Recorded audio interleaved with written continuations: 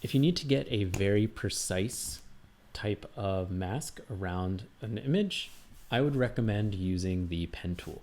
So for example, say I really just wanted to get this eyeball here. What I could do is go to my pen tool, which is just like it is in Illustrator. And I'm going to be on the regular pen tool, and I'm going to draw a selection. So I'm going to start around this edge here, click out and around. And if I hold down the space bar, I can move it before it's set. Click and drag. Ooh. So I'm going to go back and adjust that a little bit. So I'm going to shrink this down. If I hold down Control, it'll allow me to rechange my shape there. Come back down to here. And again, hold down Control, and let's reposition some of this. And I might even get this one.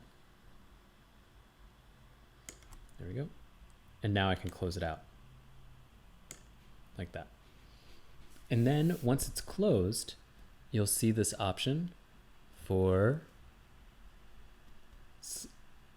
do a selection here. And then okay. And you'll see it will create a selection around your shape, and then you can do a layer mask just like that. If you don't see this option to do a selection at the top, that means that you have gone to a different tool. And in order to have this come back and actually be a selection, you can right click on it, and you see that it doesn't pop up either. So you need to go back to the pen tool and then right click on it and go to make selection or selection here. And here you'll see a feather. And so if I want it to be softer around the edges, I can do 2 pixels, say okay.